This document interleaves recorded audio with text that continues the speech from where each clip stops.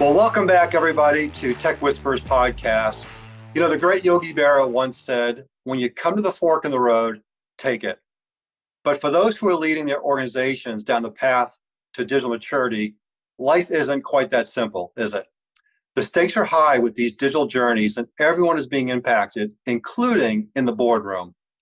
According to famed MIT researcher Peter Weil, companies with digitally savvy boards outperform others in the areas of revenue growth, ROI, and market cap growth by 30% or more.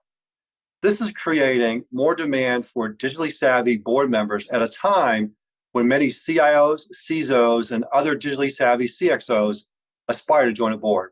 So I've been wanting to dedicate a podcast to this timely topic for some time, and then it hit me. Who best to speak to this issue than the CIO of the NACD, the National Association of Corporate Directors? That, of course, is the incredible Rona Bunn. The NACD is the leading authority on boardroom practices, and anyone who is currently on a board or aspiring to be on a board knows of the NACD. So, Rona, welcome. Let's start right there. And maybe just for those who have not heard of the NACD, maybe just give us a picture of what your organization is all about. Dan, thank you so much for having me here today. I would be so delighted to tell you all about NACD. NACD is the premier membership organization and education provider for board directors. Through 20 chapters across the country, we have a strong peer community of over 23,000 members and 1,750 member organizations of public and private companies, as well as nonprofits. We are the most trusted source among directors for board resources. We conduct leading edge research, leveraging our direct access to boardrooms across the United States. We provide world-class education, catering to the needs of the various stages of a board director's career, including our coveted certification. We really set the standard for board leadership. And I am so happy to be here and excited to be able to share.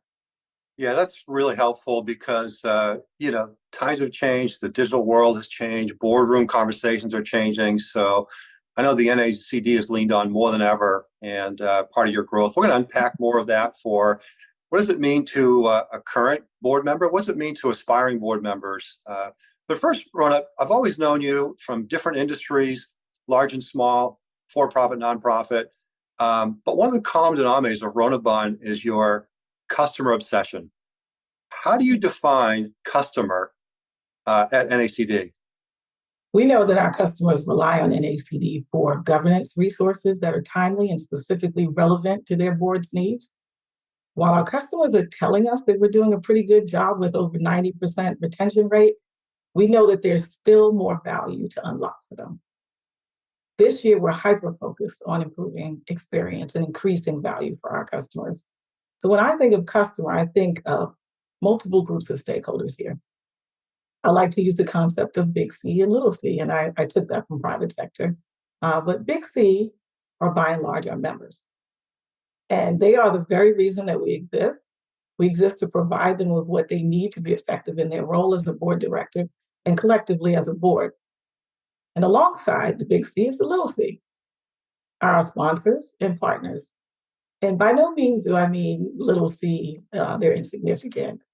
They're very important to NACD as they help us to amplify the importance of good governance and practice and provide tremendous value to the community as well. And finally, I would be remiss not to mention our employees. They are part of the little c community. Our chapter leaders, our volunteers, as well. Without their contributions and passion for what we do, we would not be able to provide the extraordinary content, thought leadership, and vast peer network that drives value for our members. Yeah, very, very insightful. And I love the big C, little c. And, I want to dig a little bit more on Rona, the leader. I've known you for a long time. There's a lot of people out there who really have great respect for you. People have worked for you, peers. We're both part of the IT SMF community, which we'll talk about. I have 4 amazing mystery questions for you, mystery questioners. And I could have had a lot more, Rona, because there's a lot of people who want to be part of this. But I want to have you listen into the first one and then tell us who this is and let's have some fun with the question. So let's tee that up. Rona, you've worked for many different kinds of organizations, from large multinational corporations to government agencies and smaller associations, not to mention a startup. In your role, each one of those required you to understand technology, obviously. But how do you see yourself in the larger picture? Beyond the title of CIO, what do you see yourself as your corporate or your role and responsibility beyond technology and technology enablement? Aha, I know who that is. Who is that, Rona? That's Ted Davis. He is currently my director of digital experience and strategy. And we have worked together on many occasions in various organizations. And so, very happy to have that question from him. So, of course, as a CIO, I see myself as the leader of the technology organization. To be effective as a CIO, I think that there are three things that are must in this role. I must be at the table, partnered with other senior leaders within the organization to drive adoption of digital strategies that will improve our position and to drive value for customers. I need to be a business leader, and that means that I intimately understand the forces that present opportunity and threaten the company's success in achieving our goals. It's critical as it enables my ability to enlighten my peers and partners on how to leverage digital capabilities that are going to keep us relevant in our industry. And then finally, I know that I have to continuously light that path to digital maturity. Uh, but not only light the path to digital maturity, but be committed to lead the caravan through the rough terrain to get there. Yeah, we know that's a bumpy ride. It's not for the faint of heart, Indeed. and and it's not something we can do alone. As the CIO, as the leadership organization has to take that on for sure. You know, Rona, when you kind of step back and there's a lot of exciting things happening at the NACD, how are you setting your team up to have even greater impact across the organization and with your customers? There's quite a bit to that. As you know, when you commit to becoming a digital enterprise, there's a lot of change that needs to happen. And people are at the top, people changes are at the top of that list. And I don't mean replacing people, but there are core enablers to digital that are people related changes, right? One, we need to have the right operating structure.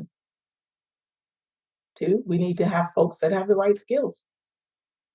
Um, three, we need to have an organization that is going to exhibit ambition and ownership. These three things are a must for us to live up to our vision, which is to consistently optimize business capabilities for digital and to use advanced technologies to consistently respond to our changing customer needs. And so I've done quite a few things so far. I have shifted the operating structure, expanded our small but mighty team, and reorganized the functions of the organization, as well as implemented new programs to increase the maturity in operations so that we can focus on building the future. I also set some standards so that we could drive results in various functions within the organization. And then really started to work on the talent of the team, right? So I hired new talent to fill some of those skill gaps, going up the maturity ladder. And I think we may talk about that later. But there were some gaps to us getting to digital, to a digital first enterprise. And so I brought in some new people on the team. I trained the existing team members and still continue to train them. And I do that in informal ways as well as formal ways of training. There's a lot of mentorship that goes in to really building up the team. I spend a lot of time making sure that people are okay and they have what they need. Um, and the biggest task, though, to get my team was to show up different, right? They really need to internalize. They needed to internalize, and still, we're working on it. That it is our mission to drive digital change and own it. And the biggest thing is to believe it, believe that we can change it. When you have folks that have been in an organization for a long time and maybe they've tried and not been successful, oftentimes when you're in organizations, there does happen to be, some things that don't go right in your transformations, right? And it's a task getting people to believe it, but we work hard in that.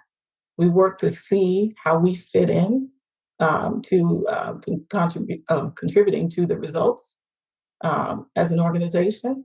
We look at how we personally contribute to the value, and we talk about that frequently. Um, and so I'm starting to see that people are believing. They see change and they're snapping right on and moving ahead and believing. And then finally, we rebranded our team. We adopted a new organizational name.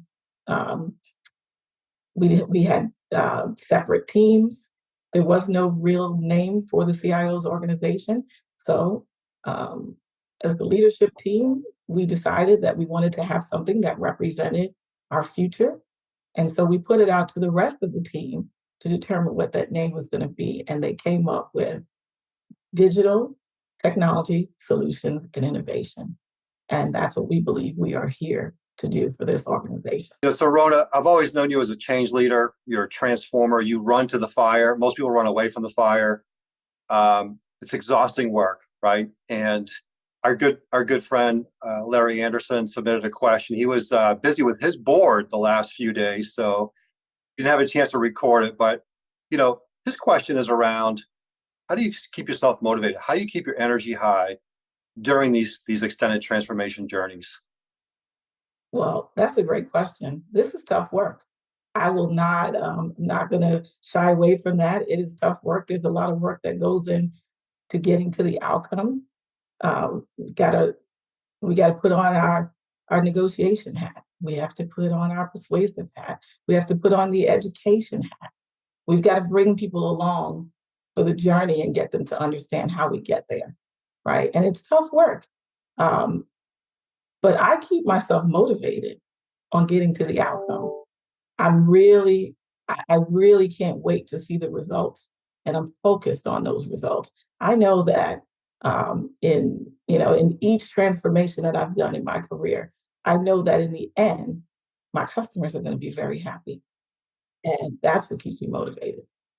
So good. Keep the eye on the prize. Keep your team focused on the prize. And as you say, you get in that caravan through that bumpy road. That's how you do it. That's good. Thank you, Larry. We appreciate you, and know you've got your own transformation journey you're leading and doing a great job with. So, Rona, another mystery question for you. Let's listen into a good friend of yours here. In an environment where it is getting more and more difficult to lead IT professionals and to bring really good, strong people into an organization, what are the things that you can do and are doing as what I call a servant leader to make sure that, one, you're getting the best people, two, that you're allowing those people to grow in ways that they never could have imagined, and at the same time, support the efficiency and growth of the enterprise that you're supporting? That's Michael Bennett. So you got a little tear from me there. You did. For those who are watching, I'm not going to lie. That one drew a couple tears. So thank you, Michael. Michael Bennett, he is formerly the CIO of BAE Systems, and he is on my personal board. And he asked a great question, and I'll just say he's one of the most impactful leaders in my career. Wow. He taught me quite a bit about. He says I'm an authentic person, and he gave me that. Right. I'll just tell a quick story about how I met him. I was working down in the business in BAE, and it was not in his line of in his reporting line, because I was overseeing the delivery of programs, IT programs for a customer. And I was kind of in the crossroad between, was really doing really well in my technical career. Um, but I really knew that I wanted to be an executive.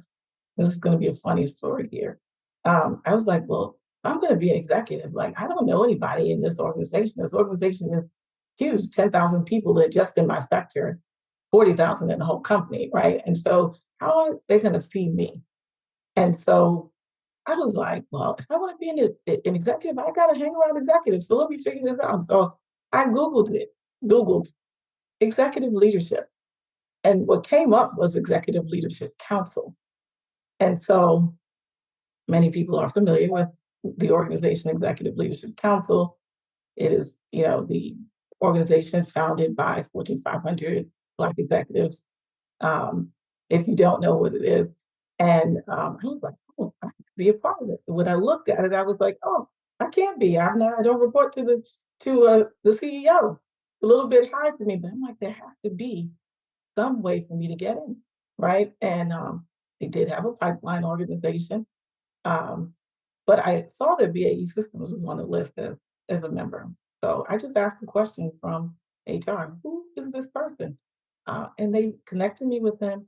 And within 5 minutes of him writing an email to him and connecting us, he wrote back and said, how can I help?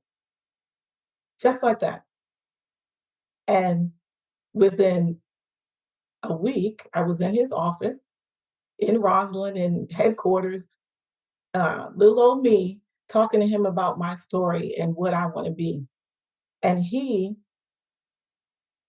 was there for me ever since. He sponsored me into what was then is formerly known Next Gen, but is now Caliber, which is the pipeline organization to the ELT. And that experience really nurtured me and had a big effect on who I am today as a leader. So I take that experience with him and I bake it into everything I do as a leader.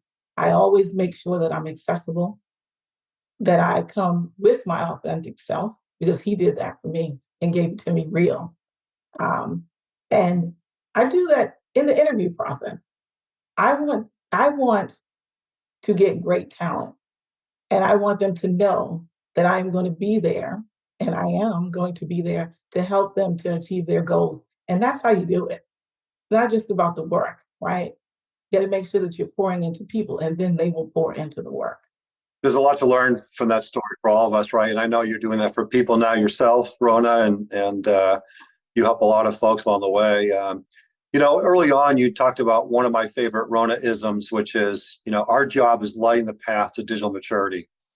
And, a second one of my favorite Rona isms is goes along with that, which is the CIO has an opportunity and an obligation to advance digital capability at every level of the organization. Yeah, I believe it is our responsibility to drive the implementation of the competencies and the practices that we need to be able to deliver our outcomes uh, enabled by technology.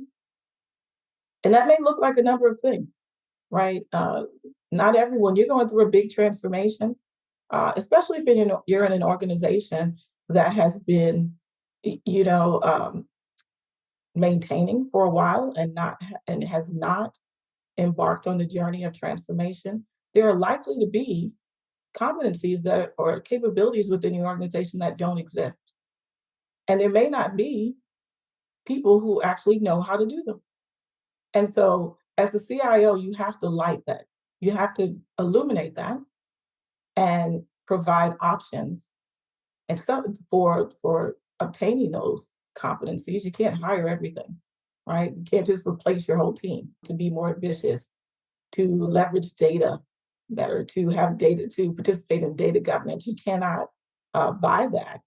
Um, can't replace your team wholesale. So it may look like that CIO has to actually take on some of that to make sure that the organization gets those competencies. And for me, it's manifested in a number of ways. I have developed communities of practice, and I can talk about one in particular that I'm really, really excited about. had really great results. When I was at the International Trade Administration, we developed data products for citizens and companies that use the services at the Department of Commerce for their businesses. It took us months to create those data products. And my team had to help in every instance of creating those data products. We had to wrangle data, we had to shift structures, we had to download things for them. Um, and it took a long time. And if there was any change, it could take another 7 days to actually change that. And so we put together a plan. We created a committee, first of all, we created a data governance committee, and we engaged people across the business. We got them to together own the practice of keeping good data, for learning how to use the data, learning how to use the tools to manipulate the data and to create data products. And we started with a small group of people, and I think there were about 16. Over the year, became 116. Over 2 years, it became, it exponentially grew again. And then we had lots of people actually delivering their own products, and they're not just creating them. They were in a month. They were doing it in a day, and being able to deliver their products to our customers. And so that sometimes is necessary. I mean, they weren't believers. It was very difficult to get people to the table to manage the cleanliness of our data, to agree to business process that would ensure that we had good data. But when they could start to see the outcomes, everyone wanted to get on board. And we celebrated those successes out loud at town halls so that everyone can see the business doing it, and then more people wanted to get on board. And so that was um, a great outcome for taking on something that um, needed a little bit of push to make sure that we um, get our digital muscles moving. So much to unpack there, Rona. Obviously that took time to sustain that, but you start with that pebble in the water, and those ripples do add up, and over time you saw the proof in the pudding. And for those who are on YouTube, they're going to see on the screen right now some research we did that really dovetails what you just shared, Rona. It's the IT maturity curve, and we'll put a link on the post so everyone can have access to it. But we've seen these before. Stage 1 of the journey, we're a supplier, pipes and plumbing. Stage 2, we're a solution provider on this digital journey. We're adding more value, we're problem solving, but we're still in that reacting, order taking mode in stage 2. Stage 3, we break through, we're building trust, we're building credibility, relationships. We're now seen as that strategic partner, the trusted advisor. We're at the table influencing with a point of view. And then stage 4 was fascinating in the research initially, which is who but IT has that end-to-end view of the enterprise, right? How do we leverage that? How do we lift our heads up and look out? Like you said earlier, how do we orchestrate a better customer experience? How do we drive disruption? How do we impact the experience of our employees? So these are things that we would say initially, stage 3 and stage 4 was an opportunity for IT to show up different, have a different conversation, have a different impact.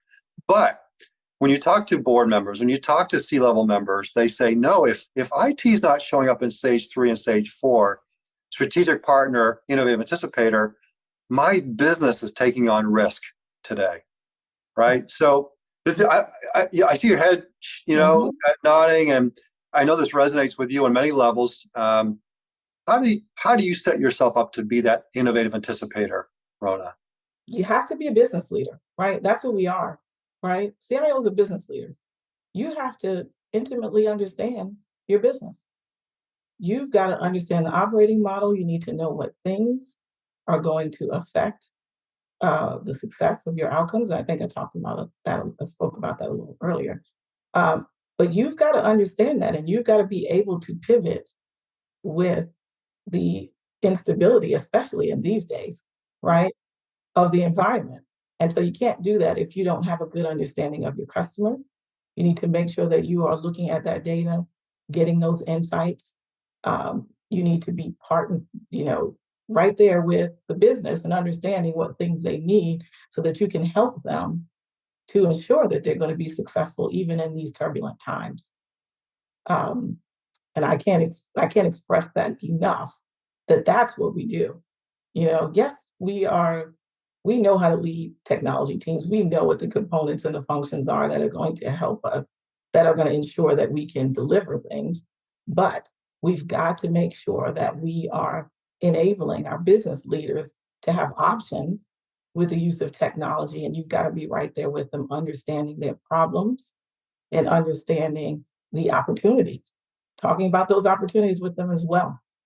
We didn't have to take a year long to study this and 130 CIO. We could have just sat with Rona. You could have given us all the answers, right? You got to get it done, right? About that. Rona, we've talked, both of us have talked a little bit about the new skills, the new mindsets, the new muscles we need to be able to be successful at all levels of the organization today. And you talked about things like influence, persuasion. I would add maybe debate skills, negotiation skills. All of these matter today. And, a little bird told me that you actually started refining those skills at a very young age. Tell us when can you recollect starting that negotiation process? Yeah, so when I was 3, my mom told me about she told me about this later, but apparently when I was 3, my mom had to have a parent-teacher conference. And this is in nursery school. And apparently I was taking over the classroom and I was negotiating on behalf of all of my classmates that around, I didn't think that it was really efficient to have nap time at 11:30. But we weren't really tired yet. We all wanted to play a little bit more, read a little bit more. We wanted to see more of Mr. Rogers. I think I just dated myself, right? But that was me at a very young age, just trying to make things happen. Your teacher was saying, Rona's going to be a CIO someday. We didn't know what a CIO was back then, but you're going to be one of those someday. So you know what? That's so funny because we had a JA, junior achievement, in it was junior high school, I think, or elementary, and they named me the CEO, and I was like, I don't know why you all are doing that. Good brand. Yeah, I don't really want to do this. I'm going to go sit in the back of the classroom. I've been running for years, and I just keep getting pushed back up there. That's funny. Yeah, natural born leader. Rona, we got another mystery questioner, which we'll get to another. One of your skills, I would call it executive finesse. So let's listen into this questioner and again, tell us who this is and then have fun with your question. When we were supporting Department of Justice Antitrust Division, we had a very diverse team with U.S. citizens originally from 6 continents and practicing around 5 different religions beyond the traditional U.S. Judeo-Christian religions. Did this cause you to change your leadership style, and how? What were your biggest challenges leading this group? That is Jim Reed. He Jim was my program director, and he is the person I was just talking about, how people just kept saying, "You will lead." He was the one that said, "You will take my spot," when I was a technical architect and leading from behind. But he's asking me the question about how did I handle this. He was a great leader. He was the guy who showed me the way to be respectful of diversity, making sure that I embraced that diversity among the team, making sure that everyone is included. And so I did have some challenges. Yeah, we had for one, he promoted me. I was not on his leadership team, and he said, "You will lead," and that, of course, created some ripples in the group. Number 2 was not in that spot, and that created some friction. But then there was also I am now a woman leading the entire team. And it did take some work to gain people's trust. Although they looked to me for leadership, but it was as a peer, right? I had to really do some work to understand people and understand where they were coming from, to make sure that I understood their feelings around it and making them feel comfortable that I was going to have their back along the way. And there wasn't, while it was a little bit hot for a minute, there wasn't a long period where they eventually got in line and they were running ahead of me when I said, we're going after that. You got pushed to the head of the class again. I love it. I love it. And thank you, Jim, for that question. Great question, and give us an insight into Rona's leadership journey. And part of your leadership journey, you're actually on a board, Rona, the ITSMF, and we talked about the ELC earlier. The ITSMF, the IT Senior Management Forum. Internally, we refer to it as "It's My Family." Don't go if you don't like to hug. That's just the way it is. But tell us about the important work of the ITSMF. I love the organization ITSMF. They are doing absolutely amazing things to expand and increase the number of Black professionals in the top jobs in IT. They also are focused on supporting careers beyond the C-suite as folks transition into entrepreneurship and board directorship. They have a suite of academies. The academies range from the Management Academy, which nurtures those. And so in ITSF, we say it's not just about your professional career, but we nurture the mind, body, and soul to help you get to your goals. And so we work on those executives through the Management Academy, work on those executives or those very close to being executives and help them to reach their potential to get to those top jobs. There's an Executive Academy for those who are already in the top jobs. How do we work? How do we learn together around what's going on in our industries and how we become better executives?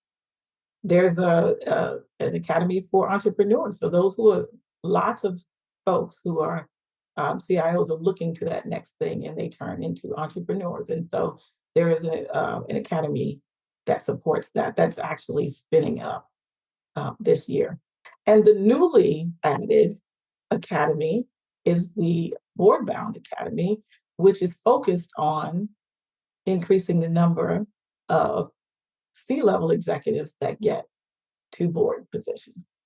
I'm a product of ITSMF, and so I am a true believer, and I will work for that organization in any capacity I can to make sure that we continue the mission of ITSMF.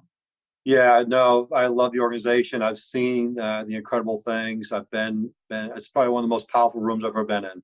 Just great people. And Rona, one of the things that we do here on the podcast, this whole idea of tech for good, which is part of our wiring, right? So we're donating $150,000 a year in scholarships to our Tech LX and Cyber LX leadership programs, 9-month programs for mid-career leaders. And so you get the opportunity today to gift a seat in that program to one of the nonprofits that you support. Anybody come to mind you'd like to benefit from that seat? Well, I hate to be selfish, but I have to give it to my favorite nonprofit, which is NACD. I love it. Be selfish. I, as you heard me talking about, like I am, really working on. I want my leaders to be at the top of their game.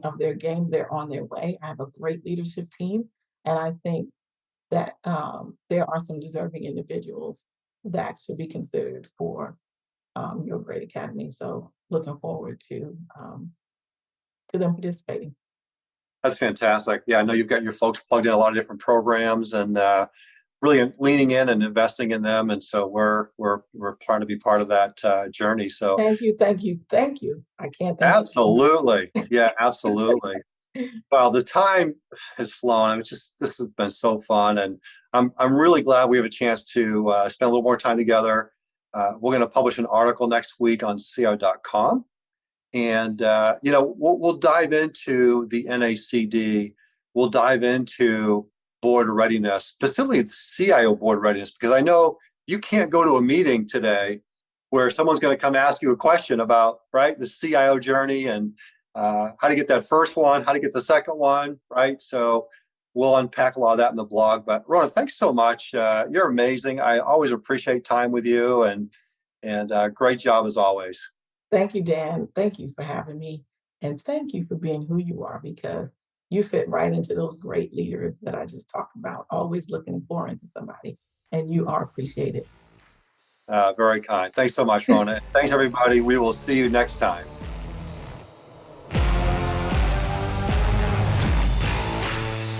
You've been listening to Tech Whisperers, inside the playbook of the best digital leaders, a Woolette and Associates podcast. Keep connected with us by subscribing to the show in your favorite podcast player. If you like what you've heard, please rate the show, as this helps us connect the world's best digital leaders with those who aspire to learn, grow, and thrive in this amazing profession. Thanks for listening. Until next time.